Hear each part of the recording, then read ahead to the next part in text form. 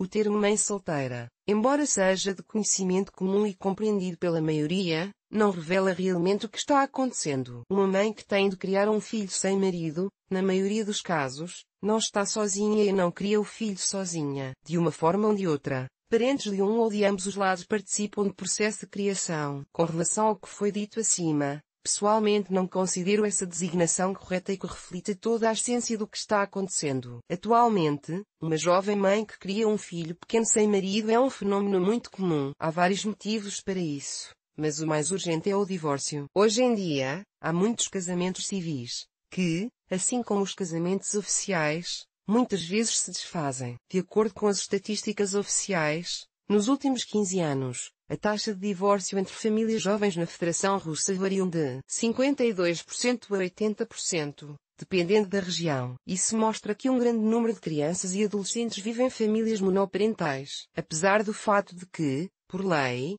ambos os pais têm direitos iguais sobre a criança, na prática, na maioria dos casos, após o divórcio dos pais, a criança fica com a mãe. Sabendo que uma família pode se separar em qualquer estágio da idade da criança, escolhi especificamente para este artigo, como me parece, a situação mais interessante a ser considerada, quando uma mãe é deixada sem o marido com uma criança pré-edipiana com menos de 3 anos de idade, nos braços. Essa situação costuma ser a mais estressante para a mãe, no caso de o filho ter atingido, digamos, a adolescência no momento da desintegração familiar.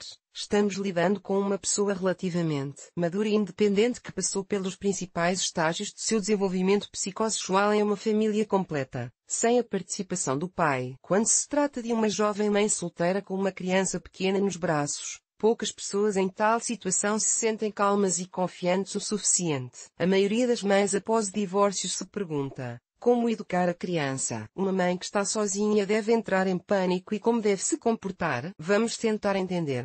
Como mostra a prática, a maioria das mães é capaz de, como se diz, nutrir e criar um filho sem a participação do pai, ou seja, cuidar para que a criança cresça educada, inteligente e saudável. Muitas vezes, essas mães têm uma ideia bastante rica de como desenvolver uma criança física e intelectualmente, mas quando se trata de desenvolvimento, educação mental e psicológica, muitas vezes se verifica que há muito menos conhecimento nessa área. Vale a pena prestar homenagem às poucas mães que, sentindo-se inseguras nessa questão, levam seus filhos a especialistas, psicanalistas, psicólogos e psicoterapeutas. Observe que o divórcio em si afeta o estado emocional de todos os membros da família, o que, por sua vez, é sentido pela criança, porque a criação de uma criança sem pai pode ser considerada um problema para a criança e é um problema. Para responder a essas perguntas, é necessário falar sobre as principais características de cada um dos pais e o valor dessas características para o desenvolvimento da criança. Ambos os pais são muito importantes para o desenvolvimento mental da criança e cada um deles tem seu próprio papel importante em diferentes estágios do desenvolvimento da criança. Tradicionalmente, começarei com a figura da mãe. A função da mãe na educação da criança em geral, acredita-se que as mulheres, na maioria das vezes, são superiores aos homens em termos de habilidades de fala e comunicação, conceitos operacionais, pensamento criativo e intuitivo. Os segredos dessas importantes habilidades a mãe compartilhará com seu filho, consciente ou inconscientemente. Se falarmos sobre o papel ou função da mãe, ele pode ser rotulado pelo termo bem estabelecido função protetora e carinhosa. Pode-se dizer que a mãe é aquela que dá carinho e lida com a indulgência do filho. Devido às suas características psíquicas, a mulher está muito atrás do homem no que o psicanalista francês Jacques Lacan chama de limitação simbólica, graças à qual ela é capaz de criar uma criança no estilo de prazer excessivo. O que ela, a mãe geralmente faz. Ou seja, de acordo com a observação de Lacan, a mãe geralmente permite que seu filho tenha prazer excessivo, isto é, o que não é necessário. Peguei emprestada essa formulação de um colega. Em meio a essa permissividade, o pai aparece no palco educacional com sua função autoritária de exigir, proibir, educar. Permitir tudo a uma criança é tratá-la como um adulto, e essa é a maneira mais segura de garantir que ela nunca se torne um adulto. C. Thomas Sass. O papel do pai na criação dos filhos. Os homens tendem a ser pragmáticos e têm fortes tipos de pensamento topológico, ordinal e técnico. Os homens também são melhores pensadores espaciais do que as mulheres, o que certamente é importante para o desenvolvimento infantil. mas mais do ponto de vista pedagógico. A principal função do pai é diferente.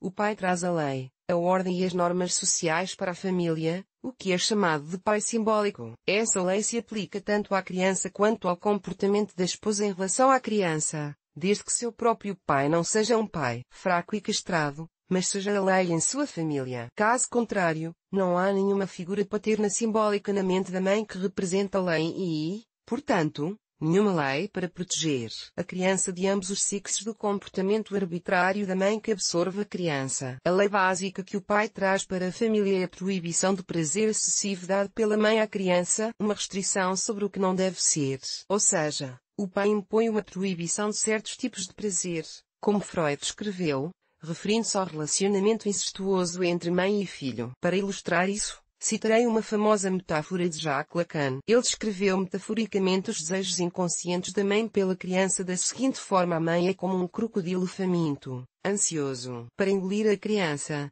para devolvê-la ao seu ventre. E somente o falo do pai inserido nessa boca insociável pode salvar a criança de ser engolida por ela. Como já ficou claro, a figura do pai é importante para o desenvolvimento mental da criança. A influência negativa de uma educação predominantemente feminina. Agora que já falamos um pouco sobre as funções dos pais, sugiro que reflitamos sobre os possíveis efeitos negativos de uma educação predominantemente feminina de uma criança. Em seguida, falaremos um pouco sobre como essas consequências podem ser minimizadas. Já sabemos que o pai e a mãe têm diferentes tipos de pensamento, o que significa que eles podem ver a mesma situação de maneiras diferentes. Assim, quando ambos os pais estão presentes na família, eles transmitem seus talentos à criança comunicando-se com ela e comunicando-se entre si na presença da criança. Também é uma família completa. A mãe presta atenção não apenas à criança, mas também ao marido. A partir de uma certa idade e em um determinado período do desenvolvimento psicossexual da criança, o fato de atenção da mãe passar da criança para o pai e vice-versa torna-se um momento de fundamental importância para a criança. Essa importância é confirmada pela experiência acumulada dos psicanalistas que lidam com relações objetais. Estamos falando de um período chamado de fase edipiana,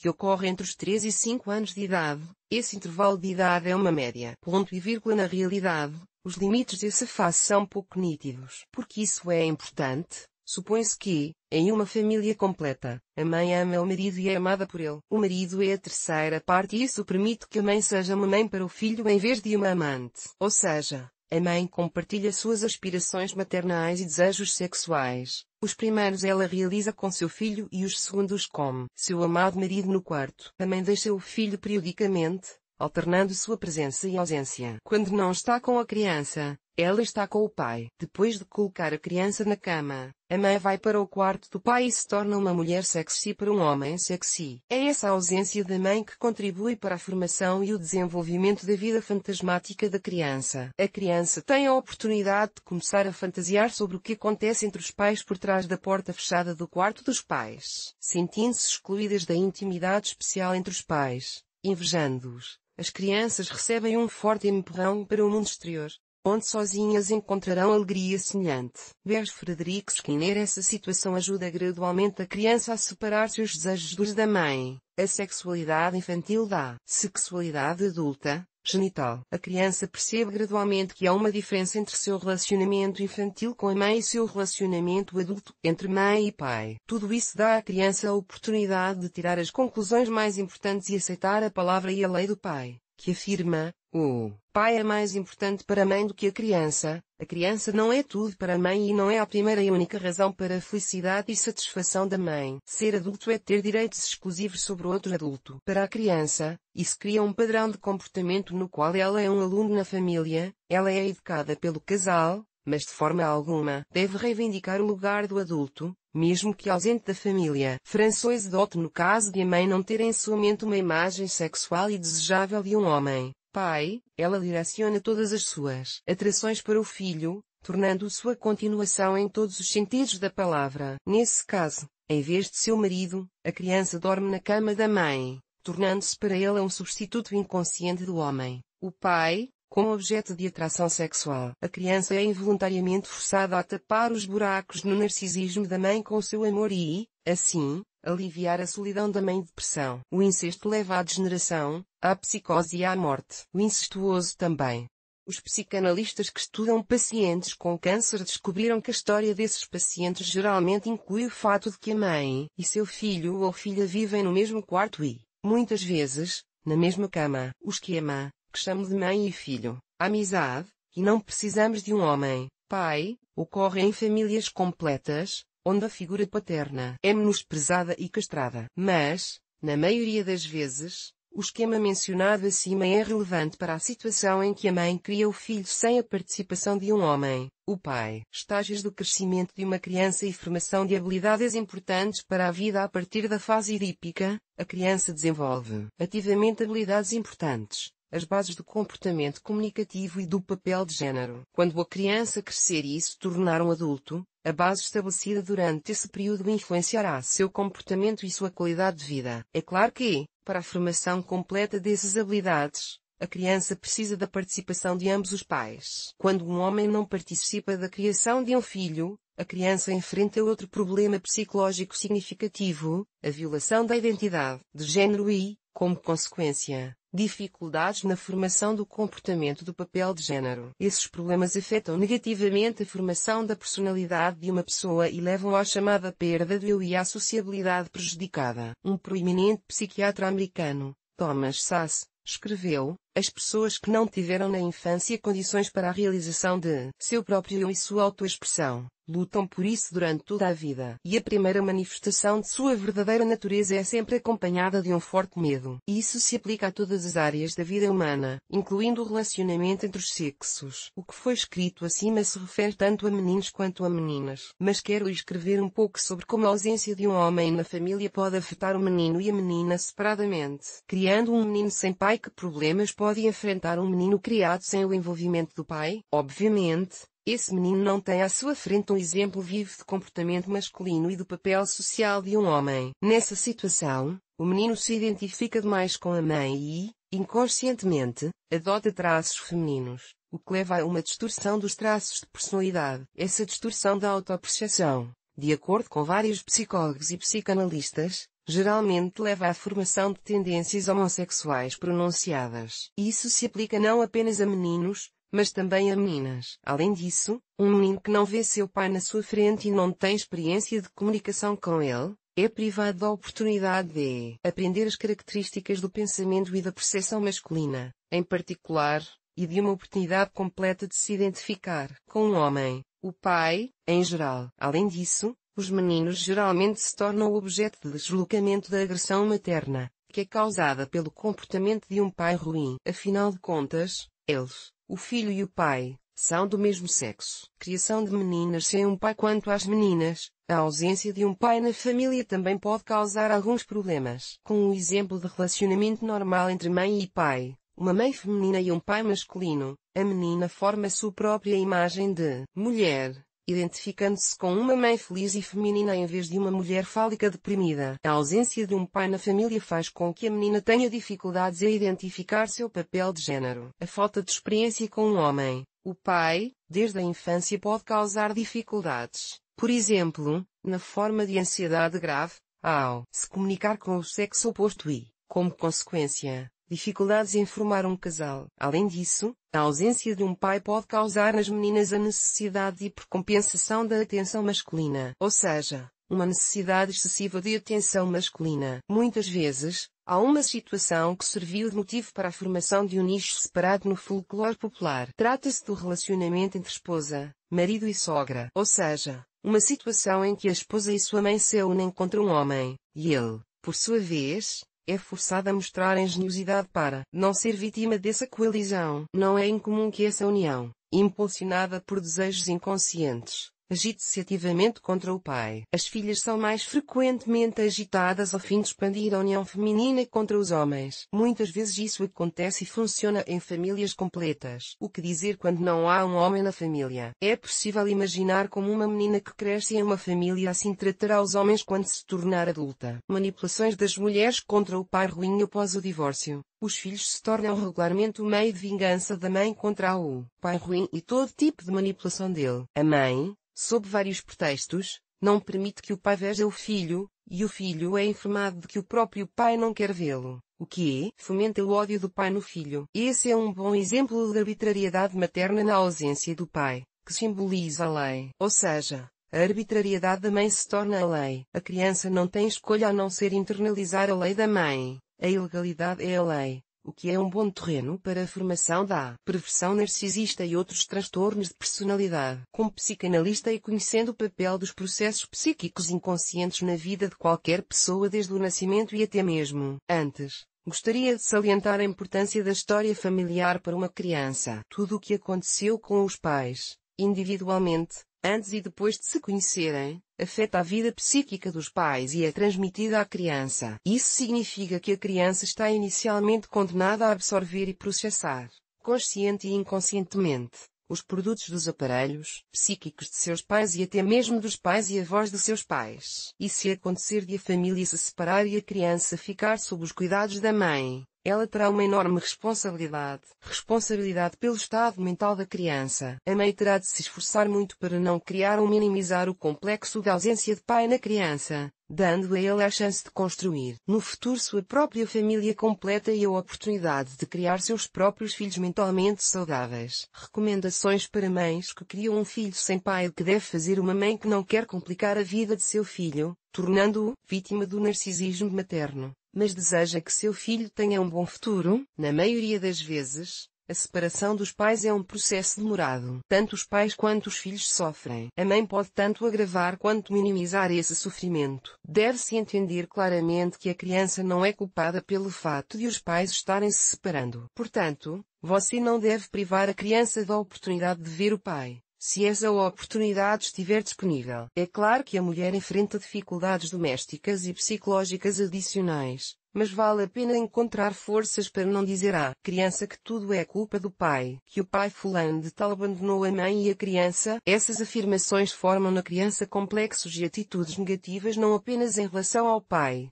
mas também à família como um todo. Freud e, depois dele, vários psicólogos e psicanalistas enfatizaram repetidamente que todo mundo tende a tratar os outros da maneira como foi tratado na infância. Essa afirmação pode ser parafraseada e aplicada à família, dizendo: todo mundo tende a tratar a criação de uma família da mesma forma que seus pais o fizeram. Encontros regulares entre pai e filho ajudarão o filho a desenvolver uma visão positiva da família e do pai. Entendo que os motivos do divórcio podem variar e que o pai pode não querer ver a criança ou pode não ser capaz de fazê-lo por um motivo ou outro. Mais cedo ou mais tarde, a criança perguntará: por que o papai não vem morar conosco? As crianças são muito mais inteligentes do que a maioria das pessoas pensa. Como agir em uma situação como essa? Não invente histórias sobre o espaço ou responda a algo como porque seu pai é ruim e não nos ama. Seria melhor explicar ao seu filho algo assim: às vezes, acontece com os adultos que eles se separam. Seu pai e eu decidimos viver separados. Sinto muito por não termos consultado você quando tomamos essa decisão. Não é minha culpa, não é culpa do papai e certamente não é sua culpa. Acontece. Você poderia acrescentar: mesmo que seu pai e eu não estejamos juntos, ele ama você.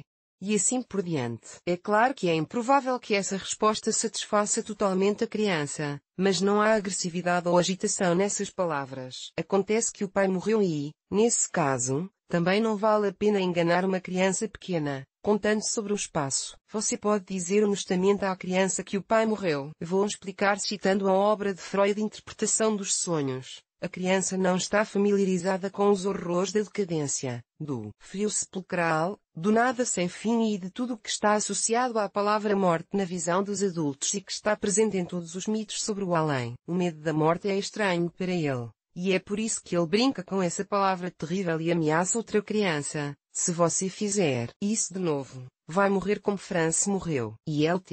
IGT, eu entendo que o papai está morto, mas não consigo entender porque ele não vem jantar em casa, disse o menino de 10 anos. Ao falar sobre a morte, a expressão ele nos deixou é muito usada, o que confirma a interpretação inconsciente e infantil da morte como ausência. Nesses casos, você deve falar regularmente à criança sobre como o pai era corajoso, forte e amoroso, sobre os atos bons, corajosos e heróicos que ele realizou, etc.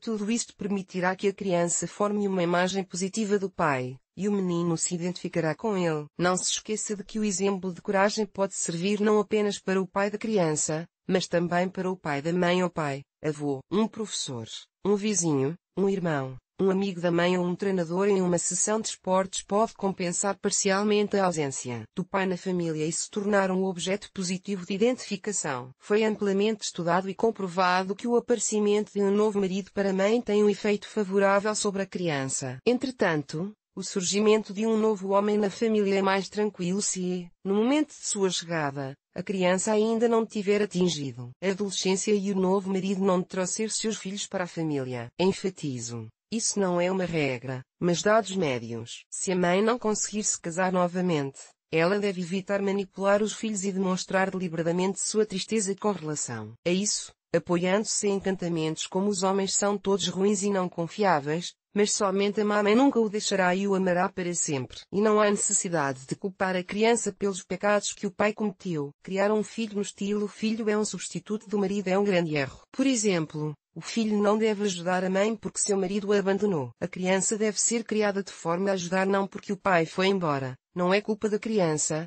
mas porque a mãe precisa objetivamente de ajuda na vida cotidiana. Ao mesmo tempo, a criança deve entender que é livre para viver sua vida pessoal e se desenvolver como pessoa, e que não é propriedade da mãe para o resto da vida. Porque as mães não precisam amar seus filhos, cercando-os de cuidados duplos e constantes. Em primeiro lugar, uma mãe nunca pode substituir um pai para uma criança. Uma mãe deve reconhecer isso e concentrar suas energias em não se tornar uma mãe fálica para seu filho, tentando preservar sua feminilidade e, ao mesmo tempo, permanecer uma mãe suficientemente amorosa. Em segundo lugar, a criança precisa de liberdade para se desenvolver. Para isso, ela deve ter tempo livre do amor da mãe. Uma criança que entende que a amada pode brincar sozinha, sem a mãe ou qualquer outra pessoa, e esse é um ponto importante. Criança amada, ansiosa, tem problemas com o autodesenvolvimento, como se a mãe se desenvolvesse para ela. Para resumir, eu gostaria de dizer o seguinte: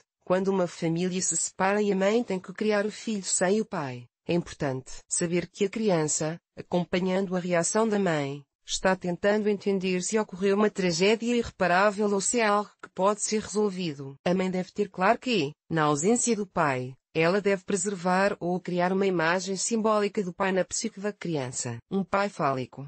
Ao mesmo tempo, a mãe deve perceber que não pode se tornar um homem ou substituí-lo e, portanto, deve tentar ser uma mãe suficientemente boa para a criança, feminina, mas não uma mãe fálica. Encontrar forças para não amar a criança e dar a ela a oportunidade de se desenvolver, inclusive de forma independente. Não tapar buraco criado pela partida de um homem com seu filho e não fazer da criança um marido com todas as suas funções masculinas. Se a mãe sentir que não está conseguindo lidar com a situação e se sentir tentada a fazer algo que não deveria, recomendo que ela procure a ajuda de um profissional experiente para resolver o que está acontecendo. As famílias se desintegram, ninguém está imune a isso. Independentemente da família estar completa ou não, sempre há momentos traumáticos que podem ser resolvidos, se desejado. A presença de um pai não garante o desenvolvimento mental perfeito de uma criança, assim como a ausência de um pai não garante o aparecimento de desvios mentais. De qualquer forma,